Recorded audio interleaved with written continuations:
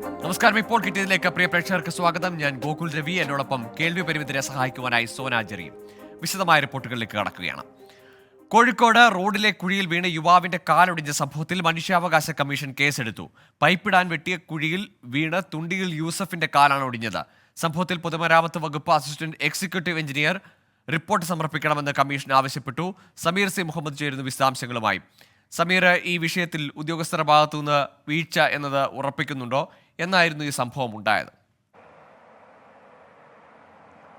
Google Kozhikode കല്ലാച്ചിയിലാണ് ഇത്തരമൊരു സംഭവം ഉണ്ടായത്. ജല അതോറിറ്റി ഇതുമായി ബന്ധപ്പെട്ടുള്ള നടപടികളുമായിട്ട് മുന്നോട്ട് പോകുന്നു. അവിടെ ജല അതോറിറ്റി പൈപ്പിടാൻ വേണ്ടിക്കൊണ്ട് കുഴിയെടുക്കുകയും ആ കുഴി പിന്നീട് മൂടാതിരിക്കുന്ന ഒരു സാഹചര്യം ഉണ്ടാവുകയും ചെയ്യുന്നു. നാട്ടുകാരൊക്കെ തന്നെ അത് മൂടണം എന്നുള്ള ആവശ്യമായി മുന്നോട്ട് വന്നിരുന്നുവെങ്കിലും ജലവിഭവ വകുപ്പോ ഒപ്പം തന്നെ പൊതുമരാമത്ത് വകുപ്പോ ആരും തന്നെ അത് മൂടാനുള്ള ഒരു നടപടിയുമായിട്ട് മുന്നോട്ട് പോയില്ല. അതിനിടയിലാണ് ഇത്തരമൊരു സംഭവം ഉണ്ടായത്. കാൽനട യാത്രക്കാരനായ തുണ്ടിയിൽ യൂസഫ് ഈ കുഴിയിൽ വീഴുകയായിരുന്നു. പിന്നീട് അദ്ദേഹത്തിന്റെ കാലിന് പൊട്ടലേൽക്കുന്ന സാഹചര്യമുണ്ടായി. അദ്ദേഹം ഇപ്പോൾ പ്ലാസ്റ്റർ ഇട്ടുകൊണ്ട് ചികിത്സയിൽ കഴിയുന്ന ഒരു സാഹചര്യമാണുള്ളത്. ഇതുമായി ബന്ധപ്പെട്ടുള്ള നിയമ നടപടിക്ക് അദ്ദേഹം ഒരുങ്ങുകയാണ്. നഷ്ടപരിഹാരം തേടിക്കൊണ്ട് ഇതുമായി ബന്ധപ്പെട്ടുള്ള നിയമ നടപടിയുമായിട്ട് മുന്നോട്ട് പോകാനുള്ള ഒരുക്കത്തിലാണ് അദ്ദേഹം. ഇതിനിടയിലാണ് ഇപ്പോൾ ഈ വിഷയത്തിൽ മനുഷ്യാവകാശ കമ്മീഷൻ ഇടപെട്ടിരിക്കുന്നത്. പൊതുമരാമത്ത് വകുപ്പിനോട് വിശദമായ റിപ്പോർട്ട് ആവശ്യപ്പെട്ടിട്ടുണ്ട്. 2 ആഴ്ചക്കകം വിശദമായ റിപ്പോർട്ട് നൽകണം എന്നുള്ള കാര്യമാണ് സംസ്ഥാന മനുഷ്യാവകാശ കമ്മീഷന്റെ ആക്ടിംഗ് ചെയർമാൻ കൂടിയായിട്ടുള്ള ബൈജുനാഥ് ആവശ്യപ്പെട്ടിരിക്കുന്നത്. ഒപ്പം തന്നെ ഇതുമായി ബന്ധപ്പെട്ടുള്ള കാര്യങ്ങൾ വിശദീകരിക്കുന്നതിന് അടുത്ത കളക്ടറേറ്റ് കോൺഫറൻസ് ഹാളിൽ ചേരുന്ന യോഗത്തിൽ ഇതിന്റെ കേസ് പരിഗണിക്കും. ആ വേളയിൽ ഇത്തരം കാര്യങ്ങൾ വിശദീകരിക്കണം എന്നുള്ള കാര്യം കൂടി ആവശ്യപ്പെട്ടിട്ടുണ്ട്. എന്തായാലും ഇപ്പോൾ ഈ മനുഷ്യാവകാശ കമ്മീഷൻ കേസെടുക്കുക കൂടി ചെയ്ത ഒരു പശ്ചാത്തലത്തിൽ യൂസഫ് നിയമ നടപടിയുമായിട്ട് മുന്നോട്ട് പോകും എന്നുള്ള കാര്യത്തിൽ ഉറപ്പായിട്ടുണ്ട്. നഷ്ടപരിഹാരം ലഭ്യമാക്കണം എന്നാണ് ഇപ്പോൾ ഈ അപകടത്തിൽ ഇരയായിട്ടുള്ള ഈ വ്യക്തി ആവശ്യപ്പെടുന്നത്. പൊതുമരാമത്ത് വകുപ്പിന്റെയും ഒപ്പം തന്നെ ജലവിഭവ വകുപ്പിന്റെയും ഭാഗത്തു നിന്നുണ്ടായിട്ടുള്ള ഗുരുതരമായിട്ടുള്ള വീഴ്ചയാണ് ഇത്തരമൊരു അപകടത്തിന് ഇടയാക്കിയിട്ടുള്ളത് എന്ന് തന്നെയാണ് മനസ്സിലാക്കാനാവുന്നത്. ആ ഒരു പശ്ചാത്തലത്തിൽ തന്നെയാണ് നിയമ നടപടിയുമായിട്ട് യൂസഫ് മുന്നോട്ട് പോകാനും തീരുമാനിച്ചിരിക്കുന്നത്. ശരി. റോഡിൽ പൈപ്പിടാനെടുത്ത കുഴിയിൽ വീണ് കാലൊടിഞ്ഞ സംഭവത്തിലാണ് മനുഷ്യാവകാശ കമ്മീഷൻ കേസെടുത്തിരിക്കുന്നത്. സമീർ സി മുഹമ്മദാണ് വിവരങ്ങൾ നൽകിയത് കോഴിക്കോട് നിന്ന്. ചരിത്രപ്രസിദ്ധമായ എരുമേലി പേട്ടതുള്ളലിന് മുന്നോടിയായുള്ള എരുമേലി ചന്ദനക്കുടം മഹോത്സവത്തിന്റെ ഒരുക്കങ്ങൾ പൂർത്തിയായി. 6:15 നടക്കുന്ന ചന്ദനക്കുടം ഘോഷയാത്ര മന്ത്രി VN വാസവൻ ഫ്ളാഗ് ഓഫ് ചെയ്യും. പൊതുസമ്മേളനം മന്ത്രി K രാധാകൃഷ്ണൻ ഉദ്ഘാടനം ചെയ്യും. ജമാഅത്ത് പ്രസിഡന്റ് PA ഇർഷാദ് അധ്യക്ഷത വഹിക്കും. എരുമേലിയിൽ നിന്ന് ടോബി ജോൺസൺ ചേരുന്നുണ്ട് വിശദാംശങ്ങളുമായി. ടോബി, മതസൗഹാർദ്ദത്തിന്റെ ഒരു കാഴ്ച, ഒരു വിളനിലമാണ്, ഒരിടം, പ്രത്യേക ഒരു സ്ഥലം കൂടിയാണ് ഈ എരുമേലി എന്ന് പറയുന്നത്. അവിടുത്തെ ആഘോഷങ്ങൾ, ഇനി അടുത്ത ദിവസത്തെ തിരുവാഭരണ ഘോഷയാത്ര, പേട്ടതുള്ളൽ, ഇതിനൊക്കെ തുടക്കമായി ചന്ദനക്കുടം, അതിനുള്ള ഒരുക്കങ്ങൾ എങ്ങനെയാണ്, ക്രമീകരണം? തീർച്ചയായിട്ടും ഒരുക്കങ്ങൾ, ക്രമീകരണങ്ങൾ എല്ലാം അവസാന ഘട്ടത്തിലേക്ക് കടന്നിരിക്കുന്നുവെന്ന് വേണമെങ്കിൽ പറയാം. ഇനി മണിക്കൂറുകൾ മാത്രമേ ചന്ദ്രക്കുട ഘോഷയാത്രയ്ക്ക് വേണ്ടിയുള്ളൂ. അത് മന്ത്രി VN വാസവൻ ഫ്ളാഗ് ഓഫ് ചെയ്യും. കൂടാതെ ദേവസ്വം മന്ത്രി അടക്കം പൊതുസമ്മേളനം ഉദ്ഘാടനം ചെയ്യുന്ന ഒരു സാഹചര്യവും ഉടൻ തന്നെ ഉണ്ടാകുമെന്നാണ് നമുക്ക് മനസ്സിലാക്കുന്നത്. എല്ലാ ഒരുക്കങ്ങളും പൂർത്തിയായി. ഈ ചന്ദ്രക്കുട ഘോഷയാത്ര 7 മണിയോടുകൂടി പുറപ്പെടും. വിവിധ മേഖലകളിലൂടെ കറങ്ങി സ്വീകരണം ഏറ്റുവാങ്ങി ഈ വാവൻ പള്ളിയിലേക്ക് അവസാനം തിരിച്ചെത്തുന്നതോടുകൂടിയാണ് ചടങ്ങുകൾ അവസാനിക്കുന്നത്. അത് 2 മണി, രാത്രി പുലർച്ചെ 2 മണിയോടുകൂടിയേ ആ ചടങ്ങുകൾ തീരുകയുള്ളൂ. അതിനുശേഷമാണ് പേട്ടതുള്ളൽ എന്ന് പറയുന്ന ആ ചരിത്ര പ്രസിദ്ധമായിട്ടുള്ള ചടങ്ങിലേക്ക് എരുമേലി കടക്കുക. അതിനോടകം തന്നെ നിരവധി അയ്യപ്പ ഭക്തർ നമുക്കിപ്പോൾ ദൃശ്യങ്ങളിൽ കാണാം. ആയിരക്കണക്കിന് അയ്യപ്പ ഭക്തരാണ് പേട്ടതുള്ളലിന് വേണ്ടി ഈ മണ്ഡലകാലം, മകരവിളക്ക് കാലം തുടങ്ങിയപ്പോൾ മുതൽ ഇവിടേക്ക് എത്തുന്നത്. അതിന്റെ നാളെ പേട്ടതുള്ളൽ നടക്കാനിരിക്കെ ആയിരക്കണക്കിന് അയ്യപ്പ ഭക്തരാണ് എരുമേലിയിലേക്ക് എത്തുന്നത്. നമുക്ക് ഈ ദൃശ്യങ്ങളിൽ നിന്ന് തന്നെ അത് വ്യക്തമാണ്. അതിന്റെ ഭാഗമായി എല്ലാ സൗകര്യങ്ങളും സജ്ജീകരണങ്ങളും ഒരുക്കിയിട്ടുണ്ട്. എന്തായാലും ചന്ദ്രക്കുട ഘോഷയാത്രയ്ക്ക് വേണ്ടിയുള്ള നടപടികളിലേക്ക് കടന്നിരിക്കുകയാണ്. ഈ ചന്ദ്രക്കുട ഘോഷയാത്രയുടെ മുന്നോടിയായിട്ടുള്ള ഒരു മതമൈത്രി സംഗമം ഇപ്പോൾ ഈ വാവരുപള്ളിക്ക് സമീപമുള്ള ഓഡിറ്റോറിയത്തിൽ നടക്കുന്നുണ്ട്. അവിടെ വിവിധ സാമൂഹ്യ സാംസ്കാരിക രംഗത്തെ പ്രമുഖരുണ്ട്. ഒപ്പം തന്നെ അമ്പലപ്പുഴ സംഘത്തിന്റെ പ്രതിനിധികൾ എരുമേലിയിലെത്തിയിരുന്നു. അവരും ആ ചടങ്ങിൽ പങ്കെടുക്കുന്നുണ്ട്. അങ്ങനെ മതമൈത്രിയുടെ ഒരു സംഗമ ഭൂമിയായ എരുമേലിയിൽ വലിയ രീതിയിലുള്ള ആഘോഷങ്ങൾ തന്നെയാണ് ഇപ്പോൾ നടക്കുന്നത്. ശരി ടോബി, ഏതായാലും എരുമേലിയിൽ ആഘോഷമാണ്. നാളെ അവിടെ പേട്ടതുള്ളൽ നടക്കുന്നു. അതിന് മുന്നോടിയായി ഇന്ന് ചന്ദനക്കുട ഘോഷയാത്ര, ഇത് രാത്രി മുഴുവൻ നീണ്ടു നിൽക്കുന്ന പരിപാടികളാണ് അവിടെ നടക്കുവാൻ പോകുന്നത്. ടോബി ജോൺസണാണ് വിവരങ്ങൾ നൽകിയത്. കാസർഗോഡ് കേരള കേന്ദ്ര സർവകലാശാലയിൽ ABVP പ്രതിഷേധം. കൈക്കൂലി കേസിൽ പിടിയിലായ അധ്യാപകനെ പുറത്താക്കണമെന്നാവശ്യപ്പെട്ട് വൈസ് ചാൻസലർ ABVP പ്രവർത്തകർ ഉപരോധിക്കുകയാണ്. അരുൺ പൂപ്പറമ്പ് ചേരുന്നുണ്ട് വിവരങ്ങളുമായി. അരുൺ, ഇന്നലെ തന്നെ ഈ താൽക്കാലിക അധ്യാപകന് ജോലി നീട്ടിക്കൊടുക്കാൻ വേണ്ടി ഈ പണം വാങ്ങിയ വിവരങ്ങളൊക്കെ പുറത്തു വന്നതാണ്. ഇയാൾക്കെതിരെ സർവകലാശാലയുടെ ഭാഗത്തു നിന്ന് ഇതുവരെ നടപടിയൊന്നും ഉണ്ടായിട്ടില്ലേ? ഗോകുൽ, അതുന്നയിച്ച് തന്നെയാണ് ABVPയുടെ ഇത്തരത്തിലുള്ള ഉപരോധ സമരം നടക്കുന്നത്. ഈ അധ്യാപകനെ ഉടൻ തന്നെ പുറത്താക്കണമെന്നാണ് ABVP ആവശ്യപ്പെടുന്നത്. ഗോകുൽ സൂചിപ്പിച്ചതുപോലെ ഇന്നലെയാണ് 20,000 രൂപ കൈക്കൂലി വാങ്ങുന്നതിനിടെ ഈ അധ്യാപകൻ പ്രൊഫസർ AK മോഹനെ കാസർകോട്ടെ വിജിലൻസ് സംഘം പിടികൂടിയത്. താൽക്കാലിക അധ്യാപക നിയമനം നീട്ടി നൽകുന്നതിന് വേണ്ടി ആദ്യം 2 ലക്ഷം രൂപ ആവശ്യപ്പെട്ടു. അതിന്റെ ആദ്യ ഘട്ടമെന്നോണം 20,000 രൂപ തരണമെന്ന് ആവശ്യപ്പെട്ടു. അങ്ങനെയാണ് നേരത്തെ നിശ്ചയിച്ചതുപോലെ വിജിലൻസ് അവിടെ എത്തി കൈയോടെ പിടികൂടിയത്. അതിനുശേഷം ഈ ഒരു ദിവസം കഴിഞ്ഞിട്ടും ഈ അധ്യാപകനെ അധ്യാപകനെ പുറത്താക്കാൻ സർവകലാശാല തയ്യാറാവുന്നില്ല എന്നാരോപിച്ചാണ് ABVPയുടെ പ്രതിഷേധം. ഇപ്പോൾ ഉപരോധ സമരം അവസാനിച്ചിട്ടില്ല. VC-യുമായി ABVP നേതാക്കൾ ചർച്ച നടത്തിക്കൊണ്ടിരിക്കുകയാണ്. ABVP സംസ്ഥാന ജോയിന്റ് സെക്രട്ടറി അതുലിന്റെ നേതൃത്വത്തിലുള്ള പ്രവർത്തകരാണ് ഏകദേശം 1 മണിക്കൂർ മുമ്പ് അവിടെ സംഘടിച്ചെത്തി ഇത്തരത്തിലൊരു പ്രതിഷേധം സംഘടിപ്പിച്ചത്. ഈ അധ്യാപകനെ പുറത്താക്കാതെ പ്രതിഷേധം അവസാനിപ്പിക്കില്ല എന്നതാണ് ABVP പറയുന്നത്. കൂടുതൽ സമര പ്രക്ഷോഭ പരിപാടികളിലേക്ക് പോകും എന്ന കാര്യം കൂടി മുന്നറിയിപ്പ് നൽകുന്നുണ്ട്. എന്തായാലും ഇപ്പോൾ VC-യുമായിട്ടുള്ള ചർച്ച നടന്നുകൊണ്ടിരിക്കുകയാണ്. അതിനുശേഷം എന്തെങ്കിലും ഒരു തീരുമാനമാകുമോ എന്ന കാര്യത്തിൽ അല്പസമയത്തിനകം ഒരു വ്യക്തതയുണ്ടാകും. അല്പസമയത്തിനകം ഈ ചർച്ച അവസാനിപ്പിച്ച് ABVP പ്രവർത്തകർ പുറത്തു വരുമ്പോൾ അത് സംബന്ധിച്ചൊരു വ്യക്തതയുണ്ടാകും. എന്തായാലും ഇപ്പോഴും ഉപരോധ സമരം പുരോഗമിക്കുകയാണ്. ശരി, അധ്യാപക നിയമനത്തിന് കൈക്കൂലി വാങ്ങിയ കാസർഗോഡ് കേന്ദ്ര സർവകലാശാലയിലെ അധ്യാപകൻ അദ്ദേഹത്തെ കൈയോടെ പിടികൂടി, എന്നിട്ടും ഇയാൾക്കെതിരെ നടപടി ഉണ്ടാകുന്നില്ല യൂണിവേഴ്സിറ്റിയുടെ ഭാഗത്ത്. ഇതാണ് ABVPയുടെ പ്രതിഷേധത്തിന് കാരണമായിരിക്കുന്നത്. മലപ്പുറത്ത് മുഖ്യമന്ത്രിക്ക് നേരെ യൂത്ത് കോൺഗ്രസ് പ്രവർത്തകരുടെ കരിങ്കൊടി. മച്ചിങ്ങൽ ബൈപ്പാസിൽ വെച്ചാണ് പ്രവർത്തകർ കരിങ്കൊടി കാട്ടിയത്. സമീർ ബിൻ കരീം ചേരുന്നുണ്ട് വിശദാംശങ്ങളുമായി. സമീർ, എപ്പോഴായിരുന്നു പ്രതിഷേധം? പ്രതിഷേധക്കാർക്കെതിരെ പോലീസിന്റെ കാര്യമായ നടപടി ഉണ്ടായോ? ഏതാനും അരമണിക്കൂറോളം മുന്നെയാണ് മച്ചിങ്ങൽ ബൈപ്പാസിൽ വെച്ച് യൂത്ത് കോൺഗ്രസിന്റെ പ്രവർത്തകർ മുഖ്യമന്ത്രിക്ക് നേരെ കരിങ്കൊടി കാണിച്ചിരിക്കുന്നത്. രാഹുൽ മാങ്കൂട്ടത്തിലിനെ അറസ്റ്റ് ചെയ്ത പോലീസ് നടപടിയിൽ പ്രതിഷേധിച്ചാണ് മുഖ്യമന്ത്രിക്ക് നേരെ പ്രവർത്തകർ കരിങ്കൊടി വീശിയിരിക്കുന്നത്. മുഖ്യമന്ത്രി ദേശാഭിമാനിയുടെ പുസ്തക പ്രകാശന ചടങ്ങിലേക്ക് മലപ്പുറത്താണ് ചടങ്ങ് നടക്കുന്നത്. ഈ ചടങ്ങിലേക്ക് വരുന്ന വഴിയിൽ വെച്ചായിരുന്നു ഏതാണ്ട് 1.5 കിലോമീറ്റർ മാത്രം അകലെ വെച്ച് പ്രവർത്തകർ കരിങ്കൊടി കാണിക്കുന്ന ഒരു സാഹചര്യം ഉണ്ടായത്. ഉടൻ തന്നെ പ്രവർത്തകരെ പോലീസ് അവിടെ നിന്നും നീക്കുകയായിരുന്നു. നേരത്തെ തന്നെ പ്രതിഷേധ സാധ്യത കണക്കിലെടുത്ത് വലിയൊരു പോലീസ് സന്നാഹം ഈ ഭാഗത്ത് നിലയുറപ്പിച്ചിരുന്നു.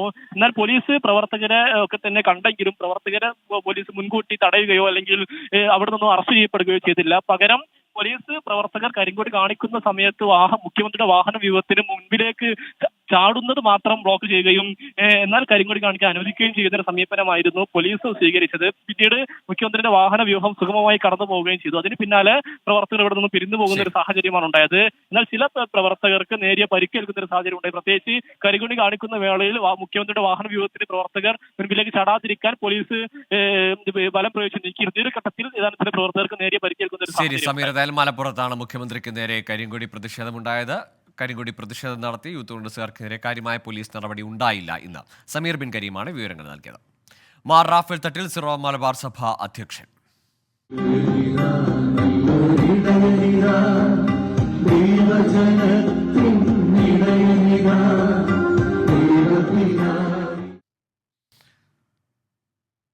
സിറോ മലബാർ സഭയ്ക്ക് പുതിയ ഇടയൻ മേജർ ആർച്ച് ബിഷപ്പായി മാർ റാഫേൽ തട്ടിൽ ചുമതലയേറ്റു. കാക്കനാട് മൗണ്ട് സെയിന്റ് തോമസിൽ ഉച്ചയ്ക്ക് 2:30 മുതലായിരുന്നു ചടങ്ങുകൾ. സിറോ മലബാർ സഭ അഡ്മിനിസ്ട്രേറ്റർ കൂടിയായ മാർ സെബാസ്റ്റ്യൻ വാണിയപ്പുരയ്ക്കൽ മുഖ്യ കാർമ്മികനായി. മെത്രാൻമാരും രൂപതാ പ്രതിനിധികളും സന്യാസ സഭ സുപ്പീരിയർമാരും പങ്കെടുത്തു. എബിൻ ജോസ് നൽകും വിവരങ്ങൾ. എബിൻ, സ്ഥാനാരോഹണ ചടങ്ങുകൾ പൂർത്തിയായോ? കോവിൽ സ്ഥാനാരോഹണ ചടങ്ങുകൾ പൂർത്തിയായി. വിശുദ്ധ ബലിയും കഴിഞ്ഞിട്ടുണ്ട്. നിലവിൽ ഇപ്പോൾ പുതിയ മേജർ ആർച്ച് ബിഷപ്പിനെ അനുമോദന സമ്മേളനമാണ് നടക്കുന്നത്. വിവിധ സഭകളിൽ നിന്നുള്ള പ്രതിനിധികൾ ഈ മേജർ ആർച്ച് ബിഷപ്പിനെ അനുമോദനം അറിയിക്കാൻ എത്തിയിട്ടുണ്ട്. ഇപ്പോൾ മലങ്കര കത്തോലിക്ക സഭയുടെ കർദിനാളായ മാർ ബസേലിയോസ് ക്ലീമിസ് ബാവയാണ് അനുമോദനം അർപ്പിക്കുന്നത്. അതിന് പിന്നാലെ ലത്തീൻ സഭയുടെയും അതുപോലെ തന്നെ മറ്റ് സഹോദര സഭകളുടെ പ്രതിനിധികളും അൽമായരും ഈ പുതിയ മേജർ ആർച്ച് ബിഷപ്പിന് അനുമോദനം അർപ്പിക്കും. അതിനുശേഷമായ ഇന്നത്തെ ചടങ്ങുകൾ അവസാനിക്കുക. ഇനി നാളെ മുതൽ പുതിയ മേജർ ആർച്ച് ബിഷപ്പിന്റെ നേതൃത്വത്തിൽ സിനഡ് സമ്മേളനം ചേരുകയും മറ്റ് അജണ്ടകൾ ചർച്ചയ്ക്കെടുക്കുകയും ചെയ്യും. സഭയിലെ മറ്റ് വിഷയങ്ങൾ കൂടുതലായി ചർച്ച ചെയ്യുകയും ചെയ്യും. ഗോകുൽ. ശരി, എബിൻ, കുർബാന ഏകീകൃത കുർബാന നടപ്പിലാക്കുന്നതുമായി ബന്ധപ്പെട്ട സംഘർഷഭരിതമായ സാഹചര്യത്തിലാണ് സിറോ മലബാർ സഭയ്ക്ക് പുതിയ അധ്യക്ഷനായി മേജർ ആർച്ച് ബിഷപ്പായി റാഫേൽ തട്ടിൽ ചുമതലയേൽക്കുന്നത്. ഏതായാലും നാളത്തെ സിനഡ് യോഗത്തിൽ, അദ്ദേഹത്തിന്റെ നേതൃത്വത്തിലുള്ള സിനഡ് യോഗത്തിൽ ഈ കുർബാന തർക്കം ഉൾപ്പെടെ ചർച്ചയാകുമെന്നതാണ് ലഭിക്കുന്ന വിവരം. എബിൻ ജോസാണ് വിവരങ്ങൾ നൽകിയത്. അയോധ്യയിലെ പ്രാണപ്രതിഷ്ഠ അഭിമാനമുയർത്തുന്ന ആത്മീയ മുഹൂർത്തമാണെന്ന് SNDP യോഗം ജനറൽ സെക്രട്ടറി വെള്ളാപ്പള്ളി നടേശൻ. പ്രതിഷ്ഠാ മുഹൂർത്തത്തിൽ എല്ലാ വിശ്വാസികളും ഭവനങ്ങളിൽ ദീപം തെളിയിക്കണം. ശ്രീരാമൻ വ്യക്തിജീവിതത്തിലും കർമ്മപഥത്തിലും മര്യാദ പുരുഷോത്തമനായിരുന്നെന്നും വെള്ളാപ്പള്ളി നടേശൻ. RSS നേതാക്കൾ വെള്ളാപ്പള്ളി നടേശന് വീട്ടിലെത്തി അയോധ്യയിൽ നിന്നുള്ള അക്ഷതം നൽകി. മനീഷ് മഹിബാൽ ചേരുന്നുണ്ട് ആലപ്പുഴയിൽ നിന്ന് വിവരങ്ങളുമായി. മനീഷ്, NSSനെ പോലെ തന്നെ SNDPയും ഈ പ്രാണപ്രതിഷ്ഠാ ചടങ്ങിൽ വലിയ ആഘോഷമാക്കി മാറ്റാനുള്ള തയ്യാറെടുപ്പിലാണോ? നിലവിൽ രാജ്യത്ത് തന്നെ ഏറ്റവും വലിയ രാഷ്ട്രീയ ചർച്ചയായിട്ടുള്ള അയോധ്യ പ്രാണപ്രതിഷ്ഠ കർമ്മം ആ ഒരു പരിപാടിയെ സംബന്ധിച്ചാണ് നിലവിൽ NSSന് പുറമെ തങ്ങളുടെ നിലപാട് പിന്തുണച്ചുകൊണ്ടുള്ള നിലപാട് SNDP general secretary Vellappally Natesan പരസ്യമാക്കുന്നത്. ഇന്ന് ഉച്ചയോടുകൂടിയാണ് RSS നേതാക്കൾ വെള്ളാപ്പള്ളി നടേശന്റെ വീട്ടിലെത്തിയത്. RSS പ്രാന്തീയ കാര്യകാരി AR മോഹനാണ് ഇന്ന് വീട്ടിലെത്തിയത്. അയോധ്യയിൽ പൂജിച്ച അക്ഷതം കണിച്ചുകുളങ്ങരയിലെ വീട്ടിലെത്തിച്ചു. അവിടെ വെള്ളാപ്പള്ളി നടേശനും പ്രീതി നടേശനും ഇത് ഏറ്റുവാങ്ങിയ ശേഷമാണ് തങ്ങളുടെ നിലപാട് അറിയിച്ചത്. അദ്ദേഹം പറയുന്ന പ്രധാനപ്പെട്ട കാര്യങ്ങൾ, അതായത് ജനുവരി 22 പ്രതിഷ്ഠാ മുഹൂർത്തത്തിൽ എല്ലാ വിശ്വാസികളും തങ്ങളുടെ ഭവനങ്ങളിൽ ദീപം തെളിയിച്ച് ലോക നന്മയ്ക്കായി പ്രാർത്ഥിക്കണമെന്നുള്ള ഒരു സന്ദേശം കൂടിയാണ് നൽകുന്നത്. നേരത്തെ ആയിരുന്നു NSS ആയിരുന്നു നേരത്തെ നിലപാട് അറിയിച്ചത്. അതായത് ജാതി മത ഭേദമന്യേ എല്ലാവരും ഇതിൽ പങ്കെടുക്കണമെന്നും രാഷ്ട്രീയത്തിന്റെ പേര് പറഞ്ഞ് ഈ സംരംഭത്തെ ബഹിഷ്കരിക്കുന്നത് ഈശ്വര നിന്ദയാണെന്നുമായിരുന്നു NSS പറഞ്ഞത്. ഈശ്വര വിശ്വാസികൾ ആയിട്ടുള്ള എല്ലാവരുടെയും കടമയാണ് ഇതിൽ പങ്കെടുക്കുക, ഇതിനെ അംഗീകരിക്കുക തുടങ്ങിയ കാര്യങ്ങളായിരുന്നു NSS അറിയിച്ചത്. അതിന് സമാനമായ നിലപാടാണ് നിലവിൽ SNDP ജനറൽ സെക്രട്ടറി വെള്ളാപ്പള്ളി നടേശനും പരസ്യമാക്കുന്നത്. ഗോകുൽ. ശരി, SNDPയും പ്രാണപ്രതിഷ്ഠാ ചടങ്ങുമായി ബന്ധപ്പെട്ട് കേരളത്തിൽ വിശ്വാസികളുടെ ഭവനങ്ങളിൽ ദീപം തെളിയിക്കണമെന്ന ആഹ്വാനമാണ് ഇപ്പോൾ ജനറൽ സെക്രട്ടറി വെള്ളാപ്പള്ളി നടേശൻ നൽകിയിരിക്കുന്നത്. മനീഷ് മഹിബാലാണ് വിശദാംശങ്ങൾ പങ്കുവച്ചത്. ബംഗാളിൽ ED ഉദ്യോഗസ്ഥർക്കെതിരായി പോലീസ് രജിസ്റ്റർ ചെയ്ത കേസ് കൊൽക്കത്ത ഹൈക്കോടതി സ്റ്റേ ചെയ്തു. നിയമപരിരക്ഷ ആവശ്യപ്പെട്ട് ED ഉദ്യോഗസ്ഥർ നൽകിയ ഹർജിയിലാണ് നടപടി. ഈ മാസം 18-ന് സത്യവാങ്മൂലം സമർപ്പിക്കാൻ പോലീസിനോട് കോടതി നിർദ്ദേശിച്ചു. ഗുരുതര വകുപ്പുകൾ ചുമത്തിയായിരുന്നു പോലീസ് കേസ് രജിസ്റ്റർ ചെയ്തത്. കേസ് ജനുവരി 22-ന് പരിഗണിക്കും. അച്യുതൻ ചേരുന്നുണ്ട് ഡൽഹിയിൽ നിന്ന് വിവരങ്ങളുമായി. അച്യുതൻ, ഏതായാലും ബംഗാൾ സർക്കാരിനും പോലീസിനും ഒരു തിരിച്ചടിയാകുന്നുണ്ടോ ഈ നടപടി? ഗോകുൽ, തീർച്ചയായിട്ടും. കാരണം ഈ ED ഉദ്യോഗസ്ഥരെ ആക്രമിച്ച് ED ഉദ്യോഗസ്ഥർക്കെതിരായ ആക്രമണത്തിന് പിന്നാലെയായിരുന്നു ഷാജഹാൻ ഷേഖ് ഒളിവിൽ പോയത്. ഈ ഷാജഹാൻ ഷേഖിന്റെ കുടുംബം നൽകിയ പരാതിയിലായിരുന്നു പോലീസ് കേസ് രജിസ്റ്റർ ചെയ്തത്. സ്ത്രീകളോട് അപമര്യാദയെ പെരുമാറി, ഒപ്പം വീടിനുള്ളിൽ മോഷണം നടത്തി എന്നുള്ള പരാതിയാണ് വീട്ടുകാർ നൽകിയത്. ഇതിൽ ഗുരുതര വകുപ്പുകൾ ചേർത്തായിരുന്നു പോലീസ് കേസ് രജിസ്റ്റർ ചെയ്തത്. ഈ കേസിലാണ് ഒരു നിയമപരിരക്ഷ തേടി ED കൊൽക്കത്ത ഹൈക്കോടതിയെ സമീപിക്കുന്നത്. ഇവിടെ EDക്ക് അനുകൂലമായിട്ടുള്ള ഒരു നടപടിയാണ് കോടതിയുടെ ഭാഗത്തുനിന്നുണ്ടായത്. ഈ കേസ് ഇപ്പോൾ നിലവിൽ സ്റ്റേ ചെയ്തിരിക്കുകയാണ്. ഒപ്പം തന്നെ ഈ ജനുവരി 18-ന് ഈ കേസുമായി ബന്ധപ്പെട്ട് പോലീസിനോട് സത്യവാങ്മൂലം സമർപ്പിക്കുവാനും കോടതി നിർദ്ദേശിച്ചിട്ടുണ്ട്. കേസ് 22-ന് പരിഗണിക്കും. അന്ന് പോലീസിന്റെ സത്യവാങ്മൂലം ഉൾപ്പെടെയുള്ളത് പരിശോധിച്ച ശേഷമായിരിക്കും കോടതി ഇക്കാര്യത്തിൽ ഒരു തീരുമാനം കൈക്കൊള്ളുക. എന്തായാലും ED കോടതിയെ അറിയിച്ചത് പോലീസ് അന്ന് പരിശോധിച്ചെത്തിയ ഉദ്യോഗസ്ഥരുടെ പേരുകൾ നിരന്തരം ED ഓഫീസിൽ തേടിയിരുന്നു എന്നായിരുന്നു. ഒപ്പം FIRന്റെ പകർപ്പും ഇവർ ആവശ്യപ്പെട്ടെങ്കിലും ലഭിച്ചിട്ടില്ല എന്നുള്ള കാര്യവും ED ചൂണ്ടിക്കാട്ടുകയുണ്ടായി. എന്തായാലും ഈ ഒരു വിഷയത്തിൽ ഇപ്പോൾ EDക്ക് അനുകൂലമായ ഒരു നടപടിയാണ് കൊൽക്കത്ത ഹൈക്കോടതിയിൽ നിന്നും ഉണ്ടായിരിക്കുന്നത്. ഗോകുൽ. ശരി, ED ഉദ്യോഗസ്ഥർക്കെതിരെ കേസെടുത്ത ബംഗാൾ പോലീസിന്റെ നടപടിയാണ് സ്റ്റേ ചെയ്തിരിക്കുന്നത് കൊൽക്കത്ത ഹൈക്കോടതി. ഏതായാലും മമതാ സർക്കാരിനും ബംഗാൾ പോലീസിനും തിരിച്ചടിയാകുന്ന ഒരു തീരുമാനവും തന്നെയാണ് ഹൈക്കോടതിയിൽ നിന്ന് വന്നിരിക്കുന്നത്. അച്യുതനാണ് വിവരങ്ങൾ പങ്കുവച്ചത്. 2019 മരടിൽ നടന്ന കൊലപാതകത്തിലെ പ്രതി ബംഗളൂരുവിൽ പിടിയിൽ. നെട്ടൂർ സ്വദേശി ജോൺസണെയാണ് മരട് പോലീസ് പിടികൂടിയത്. ജാമ്യത്തിൽ ഇറങ്ങി ഒളിവിൽ പോയതായിരുന്നു. അശ്വിൻ പാലാഴി ചേരുന്നുണ്ട് വിവരങ്ങളുമായി. അശ്വിൻ, ഈ കാലത്തിന് ശേഷം, ഈ കുറച്ച് വർഷങ്ങൾക്ക് ശേഷം എങ്ങനെയാണ് ഇയാളെ വലയിലാക്കിയത് പോലീസ്? ഗോകുൽ, 2019 മരട് ഇഞ്ചിക്കൽ ക്ഷേത്രത്തിന് സമീപം തൃപ്പൂണിത്തറ സ്വദേശിയെ കൊലപ്പെടുത്തിയ കേസിലെ പ്രധാന പ്രതിയാണ് ഈ ജോൺസൺ. ഈ കേസിൽ അദ്ദേഹം ശിക്ഷ അനുഭവിച്ചു വരികയായിരുന്നു ഇയാൾ.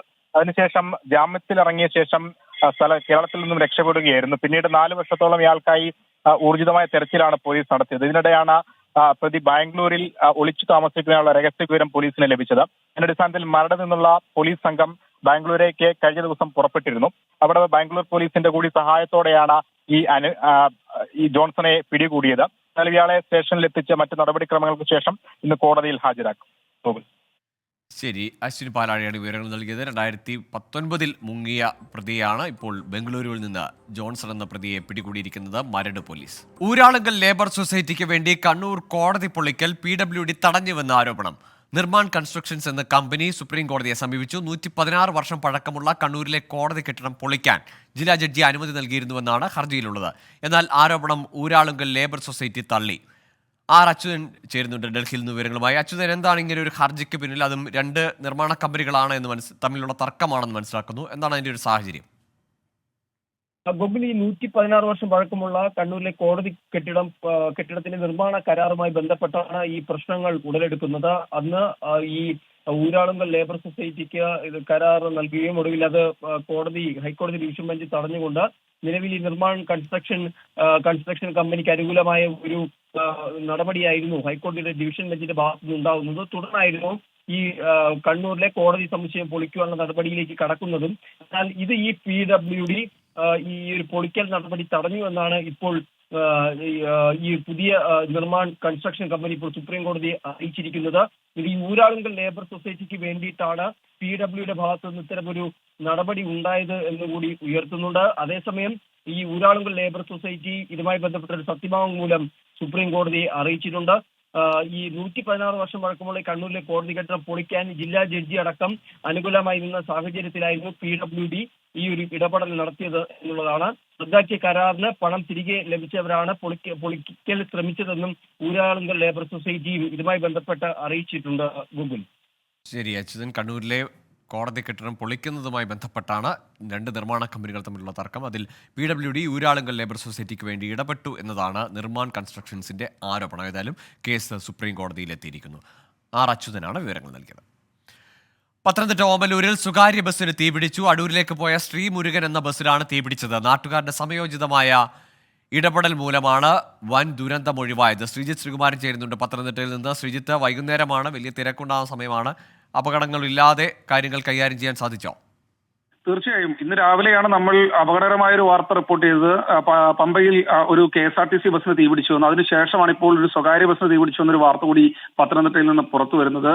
എന്തായാലും സ്റ്റാർട്ടർ കത്തിയതാണ് അപകട കാരണം എന്നാണ് ഏറ്റവും പ്രാഥമികമായി ഫയർഫോഴ്സിൽ നിന്നും നമുക്ക് ലഭിക്കുന്ന വിവരം. മോട്ടോർ വാഹന വകുപ്പ് ഉദ്യോഗസ്ഥർ പ്രദേശത്ത് പരിശോധന തുടരുകയാണ്. ഓമല്ലൂർ ക്ഷേത്രത്തിന് തൊട്ട് പരിസരത്ത് വെച്ചാണ് ഇങ്ങനൊരു സംഭവം നടന്നത്. എന്തായാലും വാഹനം നിർത്തിയിട്ടിരിക്കുകയായിരുന്നു, ആളുകൾ നിറയെ ഉണ്ടായിരുന്നു. ഈ സമയം പുകയുരുന്നത് കണ്ട് ഡ്രൈവറും അതുപോലെ തന്നെ ക്ലീനറും കണ്ടക്ടറും അടക്കമുള്ള ആളുകളെ പൂർണ്ണമായി വാഹനത്തിൽ നിന്ന് ഇറക്കുകയായിരുന്നു. ഉടൻ തന്നെ തീ പടരുന്നൊരു സാഹചര്യം ഉണ്ടായി. പെട്ടെന്ന് തന്നെ തൊട്ടടുത്ത മേഖലയിൽ നിന്ന് ഫയർഫോഴ്സ് എത്തി തീയണയ്ക്കാനുള്ള ശ്രമം ആരംഭിച്ചു. അതിനു മുന്നേ തന്നെ നാട്ടുകാർ എന്തായാലും ഇടപെട്ട് തീയണയ്ക്കാനുള്ള ഇടപെടൽ നടത്തിയിരുന്നു. അവിടെ വാഹന ഗതാഗത നിയന്ത്രണം അടക്കം നാട്ടുകാർ ഏറ്റെടുക്കുകയായിരുന്നു. എന്തായാലും ഒരു നാടിന്റെ സംയോജിതമായ ഇടപെടലാണ് വൻ അപകടം ഒഴിവാക്കിയതെന്ന് നിസ്സംശയം പറയാം. എന്തായാലും ഇപ്പോഴും മോട്ടോർ വാഹന വകുപ്പ് ഉദ്യോഗസ്ഥരും നാട്ടുകാരും അതുപോലെ തന്നെ ഫയർഫോഴ്സും ഒക്കെ ആ പ്രദേശത്ത് തുടരുകയാണ്. മോട്ടോർ വാഹന വകുപ്പിന്റെ ഒരു പരിശോധന നടത്തുന്നുണ്ട്. ശ്രീമുരുകൻ എന്ന് പറയുന്ന ബസ്സിന് നിലവിൽ ഫിറ്റ്നസ് ഉള്ളതാണ്. എന്താണ് കംപ്ലൈന്റ്, എന്താണ് പ്രശ്നം എന്ന കാര്യത്തെക്കുറിച്ച് ഒരു പരിശോധന തുടരുകയാണ് ഇപ്പോഴും.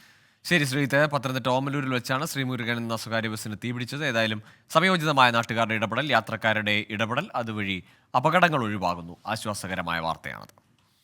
രാജ്യത്തിന്റെ ആദ്യ എക്സ്റേ പൊളാരിമീറ്റർ ഉപഗ്രഹമായ എക്സ്പോസാറ്റിൽ നിന്നുള്ള ആദ്യ വിവരങ്ങൾ പുറത്തുവിട്ട ISRO സൂപ്പർനോവ അവശിഷ്ടമായ കസിയോപ്പിയയിൽ നിന്ന് പ്രകാശരശ്മികൾ ശേഖരിച്ചു. എക്സ്പോസാറ്റിലെ എക്സ്പെക്ട് പേലോഡാണ് പ്രകാശരശ്മികൾ ശേഖരിച്ചത്. പുതുവർഷ ദിനത്തിലായിരുന്നു വിക്ഷേപണം. മനേഷ് മൂർത്തി ചേരുന്നുണ്ട് വിശദാംശങ്ങളുമായി. മനേഷ്, ISROയുടെ മറ്റൊരു കണ്ടെത്തൽ, ഈ വർഷം ISRO വിജയകരമായി മുന്നോട്ട് പോവുകയാണ്. പുതിയ വിവരങ്ങൾ, അത് നൽകുന്ന സൂചനകൾ, വിശദാംശങ്ങൾ.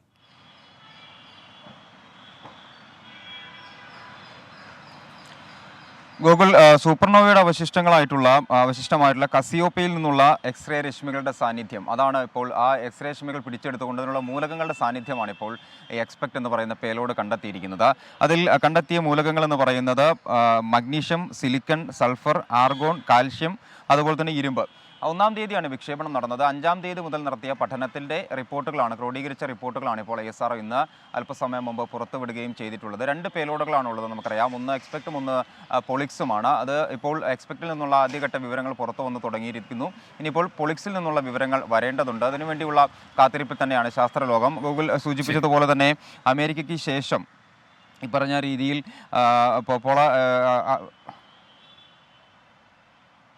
ശരി മനേഷ് മൂർത്തി, ഏതായാലും ISROയുടെ വിജയകരമായ ദൗത്യങ്ങൾ അങ്ങനെ മുന്നോട്ട് പോവുകയാണ്. ഏതായാലും സൂപ്പർനോവയുമായി ബന്ധപ്പെട്ട പഠനങ്ങൾ, അതിൽ നിന്നും ശുഭസൂചകമായ വിവരങ്ങളാണ്, കണ്ടെത്തലുകളാണ് ഇപ്പോൾ പുറത്തു വരുന്നത്. ഇതിന് വിവരങ്ങൾ പങ്കുവച്ചത് മനേഷ് മൂർത്തിയാണ് ചെന്നൈയിൽ നിന്ന്. ഇനി ഇപ്പോഴത്തെ കാലാവസ്ഥ. ഇപ്പോഴത്തെ കാലാവസ്ഥ സമർപ്പിക്കുന്നത് Berger home shield scientific water proofing solutions.